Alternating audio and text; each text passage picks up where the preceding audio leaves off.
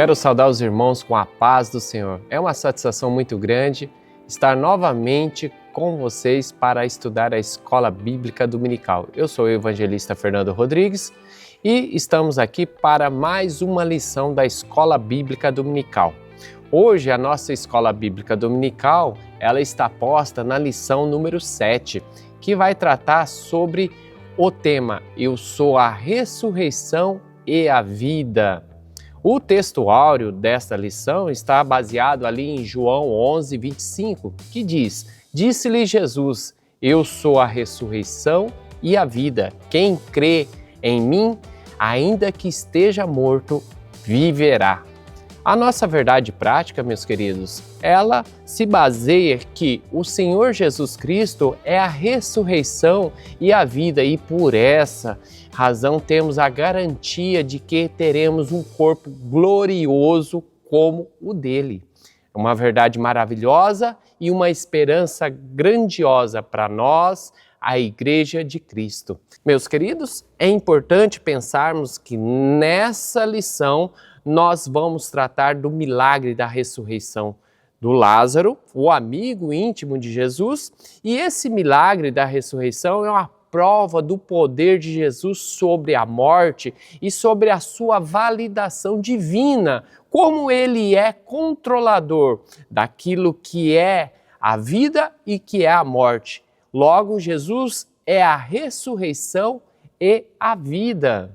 Introdutoriamente, cabe destacar um ponto importante citado pelo pastor Elienay, quando ele diz o seguinte: nesta lição refletiremos sobre o propósito de Jesus ao realizar o milagre da ressurreição de Lázaro.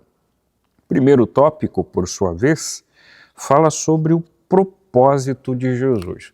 Pois bem, qual era o propósito de Jesus? Jesus nunca trabalhara sem propósitos e muito bem definidos, diga-se de passagem. O primeiro elemento a ser exaurido a essa altura é entendermos o recebimento da notícia sobre Lázaro.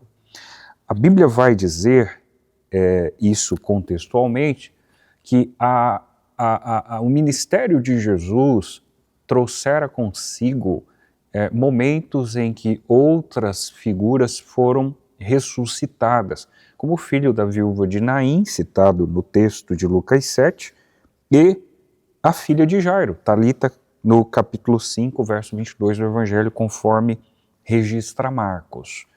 O texto a qual nós nos debruçamos, descrito no capítulo 11 do Evangelho conforme João, a respeito de Lázaro, registra, inclusive, o momento em que Jesus é informado da doença de seu amigo, ou de seu mal-estar. A informação, conforme registra o texto bíblico, informa que Jesus se afasta de Jerusalém e se dirige para além do Jordão.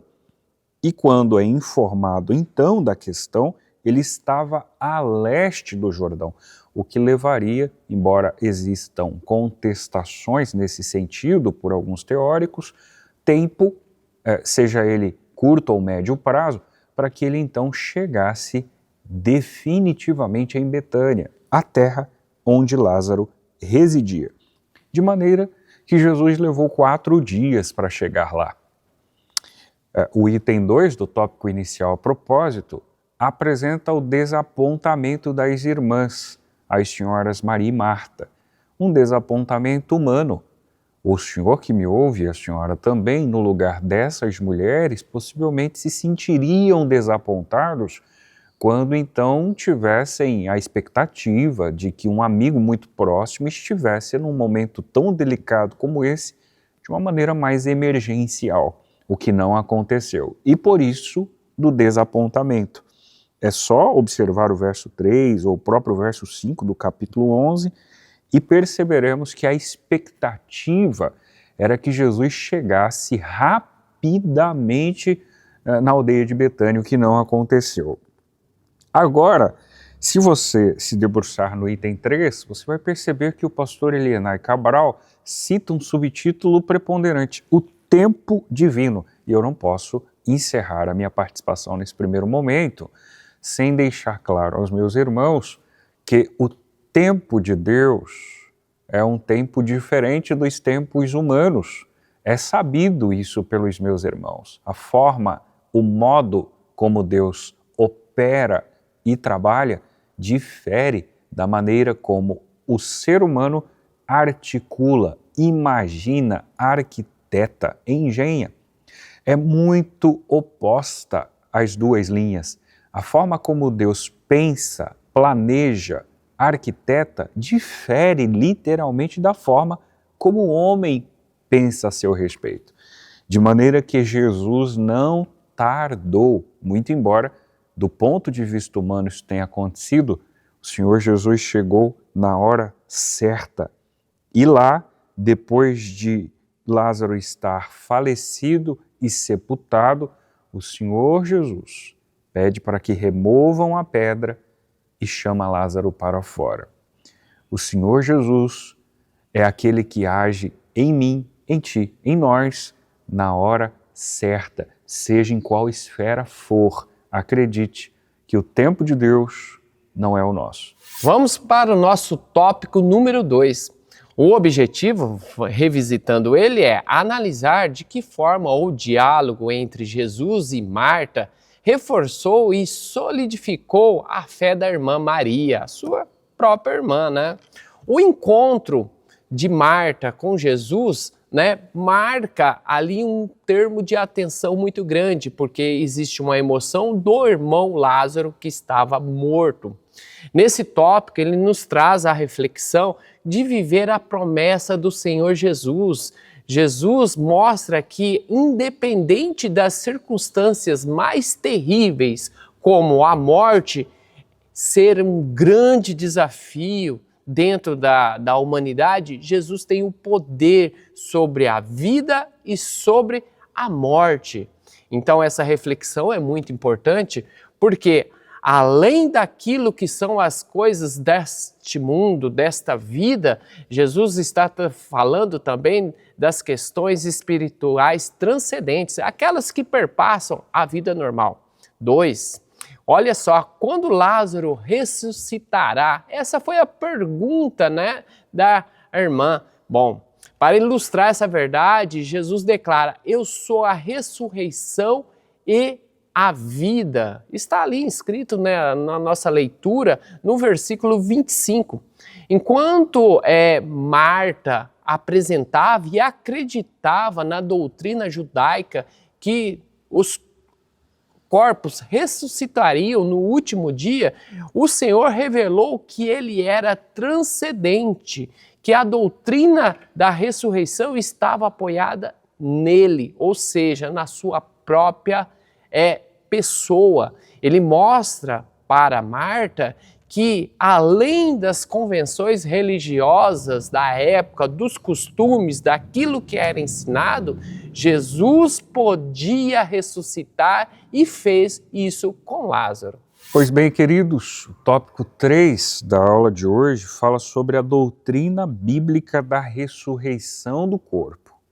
Num primeiro momento, o pastor Elienay trafega sobre a ressurreição do corpo, um tema citado pelo Cristo no capítulo 5 do Evangelho conforme registra João, com especificidade nas alturas 28 e 29 dos seus versículos, bem como um tema reforçado por Paulo, apóstolo, quando escrevera a sua primeira carta aos Coríntios no capítulo 15.